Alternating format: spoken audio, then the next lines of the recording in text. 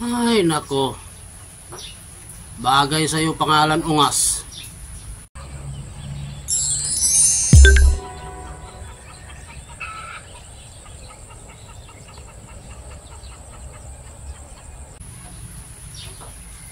Bakit ka pumasok dyan? Hindi mo naman pala kayang lumabas dyan. Anak na titing yan.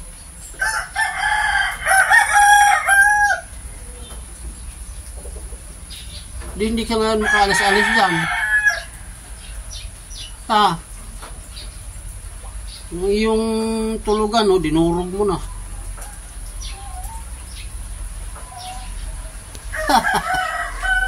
Oy, nakawala.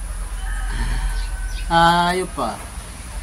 Talagang sige, sumut ka uli. Talo ka. Oh. Walang iya. Bagong bigay kay Mrs. Tuta.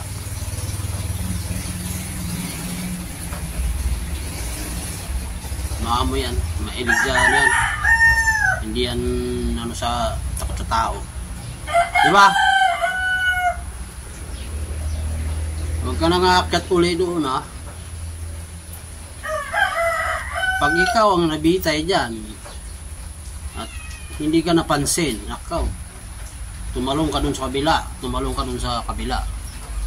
so, naipit yung ulo niya dyan sa rihas na yan. Pilit niya pinasok dun sa may poste na yon. Kulungan kasi ng baboy ito. Eh, hindi na ako nagbaboy kasi mabaho, kaya naging bahay na lang niya. Umakyat ka pa ulit doon. Umakyat yun siya dyan. Yan, dito sa pinto. Pag nandun na siya sa labas, magsisisigaw na siya. Eh ngayon, mapansin ko, iyak to, naipit pala doon. Yan, naipit dyan. Sa riyas na yan, saklo sa poste. Naipit yung ulo mo, ano? Nakulit ka eh. Ang pangalan nito ay Ungas. Ungas! Ano? Kumusta ka na, Ungas? Ayos ka lang? Laki. Palitan natin yung karton mo mamaya.